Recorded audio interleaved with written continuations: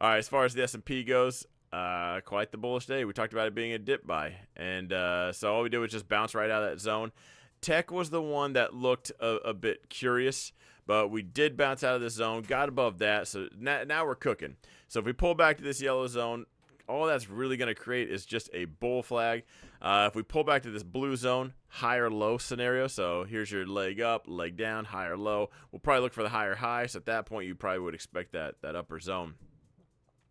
Right now, these white zones are just intraday stuff. Nothing I'd put a whole lot of weight on.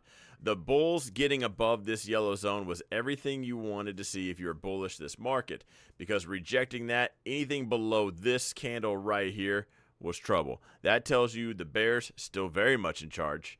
Like things aren't going to get good. So we came up to that level, and the bears put up a fight, sold off, and then we finally just went for it. So getting above that, an absolute amazing sign. So what I mean before here, so this right now is the continuation to go short. Getting above this signals start buying the dip again. We're going to hopefully continue this thing up. I forgot to get my other chat open. Technician, don't let me forget that. I'm going to bring that chart up real quick. As far as the expected moves, kind of nothing. Still, we're closer to the top. Well, we'll have to see. Again, if we actually get outside these levels, then I'll probably end up selling a 562, 564 call spread. But we need it to actually get above the expected move, and then I'll take a short play as market makers enter. As far as the NASDAQ goes, now this is the one that, of the three, just did not look the best. Because at the last time we were recording this, we were underneath this zone. We were checking this zone from the bottom, and then now we did reject, so we bounced, put in that higher low, but continued up. So since our open, so this was yesterday's open where we were live, talking about how I'm bullish, but this one was the sketchy one, right? Scented, right? So we played the back and forth game between these two zones. Again, got above it. That's what the bulls needed to see. So essentially right now, buy the dip scenario. If I'm going long, it'd be long the blue zone. My stop would be below these green wicks right here. And I would take the long play right now. I guess we have to really watch out for that bright yellow zone up here. All right, as far as the expected moves go, same story. If this pushed up to 490, I'd probably sell 492, 494. Anytime you see me sell any call spreads on SPY or QQQ, I just like $2 spreads, and I like to do it when we're about 1.5 the standard deviation. At that point, I think we're a bit extended. All we need to do is pull over or just not go up as much anymore to finish the week off, and it's a winning trade. The Russell bounced. So bull flag panned out, bounced out of that zone, pushing up. There's a lot of talk about small cap right now, and maybe a stock market rotation into that, and there's some merit to it. Small caps could perform very well, and I've talked about this. What I said last time when I went live was I like small caps, but I think I would rather do the research and buy the individual ones.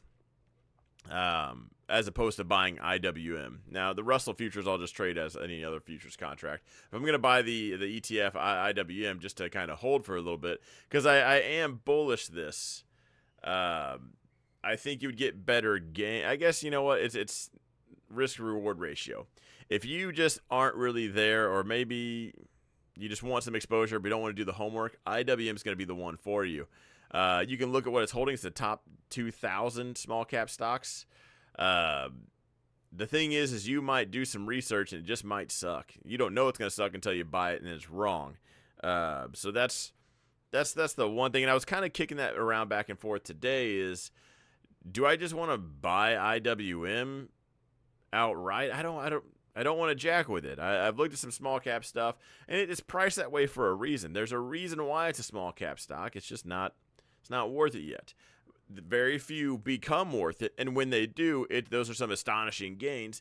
The rest of them are, again, it's like that side bet that they have at the casino when you're playing blackjack. You know, it's like if you get a poker hand, it pays 45 to 1. You lose a whole lot of them, when the one pays off, it's awesome. It's even better if you can time it. Skip a few of the losers and then grab the winner. I do want some exposure, and I don't know if I'll grab IWM. Now, XLF is 21% there. This is the financials, which I do think could be well. I think I could be bullish just for now as we talk about rate cuts. When we start doing rate cuts, I think that's when I would not want to be in financials. Let's see. XOM's not. I don't think XOM's in there. That being, I don't know why, just because of the X's. I would want to buy the dip on this. I am bullish energy and small cap. Yeah, there was one more. I can't remember the ticker that I wanted to bring up for Roku. Yeah, super innovative. Gosh, I don't know. Anyway, do the research and just understand that yes, the gains will be there if you are correct. And there are some things. I wouldn't say it's the perfect storm, but you need a few things to fall in line for you to profit off of just an individual small cap ticker. It might be a little bit easier, a little bit less gains equals less management. You might be able to just buy this, a little less headache. Enphase. Yeah, Enphase is in there, right? I need to look up everything because I might just sound stupid right now. I need to look this up. I was not looking at Enphase or XLE today. There was another ticker that I was thinking about inside the Russell, but I'm just completely lost.